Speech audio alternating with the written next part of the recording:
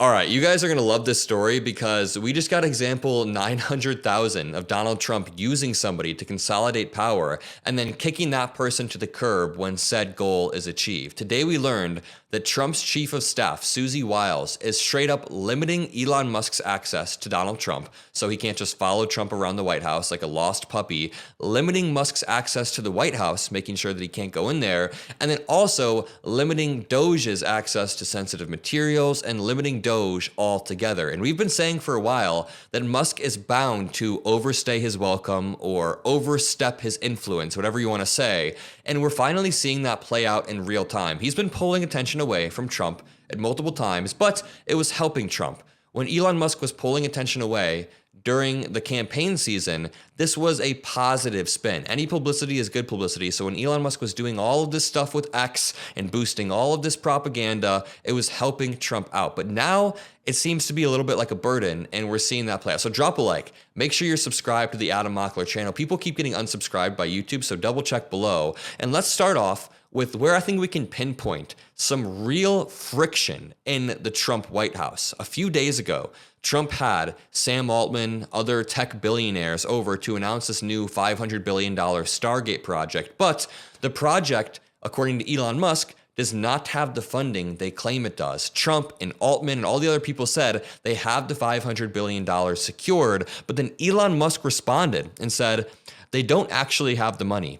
SoftBank has well under $10 billion secured. I have that on good authority. And Elon Musk was responding to the press release from Stargate, the official Stargate account. So it's just kind of funny because Trump was using Elon Musk, and Elon Musk was using Trump too. It goes both ways. But to help him boost certain stuff on X, on Twitter, Elon Musk bought X. He leveraged it to help boost certain narratives, and he would reply. He would do something called signal boosting, where you reply to a post, and when he replies with Elon Musk's, 300 million, 200 million Twitter followers, that in turn boosts it in the algorithm. It signal boosts it. But now Elon Musk is signal boosting things that hurt the Trump administration. He is not only questioning the Trump administration's integrity and saying that they don't have the money, but he's also basically just calling them liars. He said they don't actually have the money.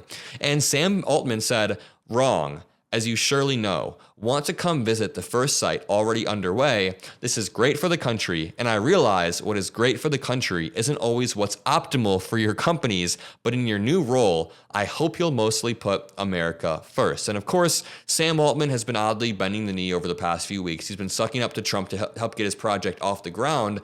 But everything he said here is right. Honestly, they're both right in different ways. And keep in mind, they have a personal beef going back to 2018 because of OpenAI. Elon Musk and Sam Altman used to work together. But Elon Musk is largely correct when he says they don't actually have the money. SoftBank has well under $10 billion secured. And Sam Altman, when he says wrong, he's not exactly telling the truth, but he's telling the truth when he says that I hope in your new role, you'll mostly put America first, and what's good for the country isn't always optimal for your companies. We can look at the H-1B visa scandal that Elon Musk was at the front of. Elon Musk was pushing this because it helps his own personal and corporate interests. And H-1B visas do help America. It helps us get the best innovators and engineers, but you can't also want to defund the Department of Education. Defund that entirely because that hurts homegrown innovators and engineers, while Elon Musk then can easily pluck them from other people. Either way, let's continue this story because Steve Bannon has also been a huge outspoken critic against Elon Musk lately, and it's for his own self-serving reason. I mean, they're playing Game of Thrones out here. It's like House of Cards, the Netflix show, because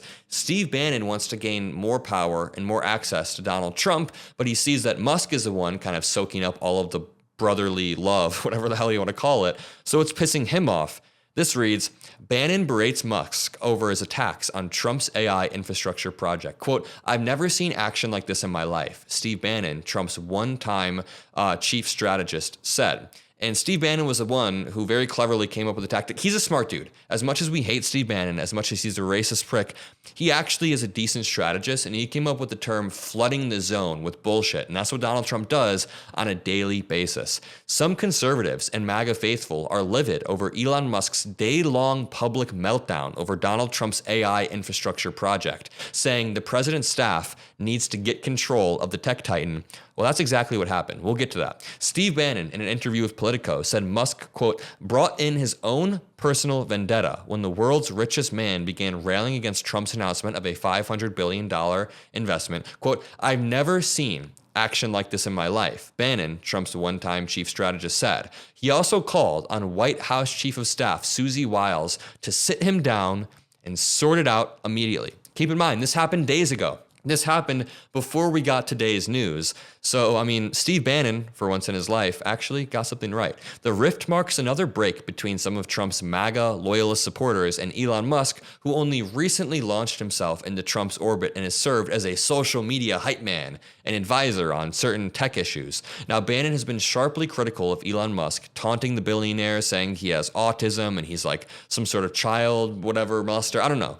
But this brings us to today, when we got this article. First, let's just break down this tweet. It says, new, Susie Wiles has reportedly put a leash on Doge and Elon Musk's direct line to Trump. Instead of cozying up in the West Wing, Doge is getting parked outside in the Eisenhower building, far from the action. And here's the kicker. Doge won't be reporting to Trump directly anymore. It's Wiles calling the shots now. Looks like the power games are in full swing, and Musk's influence just got a reality check. We've heard multiple times that Musk, when he arrived to Washington less than a week ago, it's felt like months that Trump's been in office, but he came to Washington to go to the White House and to meet with everyone, and he immediately realized that, I can't remember the exact wording, his very hyped up, idealistic version of Doge met the inertia of Washington and really just, it collided. And he realized, oh, I don't actually get access to all of the sensitive documents I want. Oh, I'm not going to be able to completely restructure the government like this with no oversight whatsoever. It's not that simple. And Susie Wiles was the one who said a few months back, straight up, she said to Trump, we are not letting the clown car into the White House. And Trump said, we'll try not to. But here's what it says. The power games are in full swing, and Trump's ice maiden, chief of staff, launches brutal takedown of Elon Musk as she refuses to give him a West Wing office and issues stark warning over being co-president. So chief of staff, Susie Wiles, has not allowed Elon Musk into the West Wing. Much has been made of the billionaire's status as first buddy as he serves as the chairman of the Department of Government Efficiency, which in and of itself is redundant. We already have the GAO, the Government Accountability Office, and what kind of efficient office or department needs two heads? I mean, now there's only one because Vivek Ramaswamy is gone, but it's like the definition of inefficient. But he also causes controversy and has become an easy target for Democrats who have jokingly referred to him as the co-president. Wiles, a 67-year-old veteran of GOP politics, and actually I think Wiles is a pretty clever strategist. She got Trump into the White House throughout this entire campaign season. And as much as I disagree with her on everything, I'm sure you guys disagree with her on everything, you can acknowledge when somebody's a solid political strategist. Wiles, a 67-year-old veteran of GOP politics, saw her first victory on Trump's first day in office when he confirmed Musk would not have a desk in the West Wing. Musk was reportedly pushing for his own room just yards from the Oval Office, but his Doge team will instead be based in the Eisenhower building, which is all the way across the road from the White House. The chief administrator of Doge must also report to Wiles rather than Trump, which is a sign of her control over the White House. Experts believe that Wiles, who ran Trump's 2016 and 2020 Florida campaign successfully, has what it takes to handle the president in some way, at least reel him in slightly, but it's not always working. Trump does say a lot of dumb stuff, but honestly, it's part of the strategy. What did I say earlier about Steve Bannon? Flood the zone with BS, and your enemy gets confused, overwhelmed. When you do a Nazi salute on the same day that you pardon January 6th insurrectionists, there's only one me. How many videos of this stuff can I make before I get burnt out? That is the exact definition of flooding the zone. Quote, she has an abundance of charm and she'll need every bit of it to survive this job, said Chris Whipple, author of a book on the 2024 Trump campaign, noting that there were 4 chief of staffs in Trump's first term. And of course, we see Elon Musk right here, but it continues. Temperament is actually an underrated quality among White House chiefs of staff, and Susie Wiles has got it, this person says. This is someone who knows the White House well, this new White House administration. But of course, it's the toughest job in Washington, if not on the planet, particularly when the boss is Donald Trump. There's never been an administration that has so many power plays so early. I would 100% agree. You can see the power plays every day. It's almost like a Game of Thrones-esque situation going on in the White House. And I'll leave it at that. Make sure you drop a like. Make sure you subscribe to the Mockler channel. I'll see you in the next one. Peace out.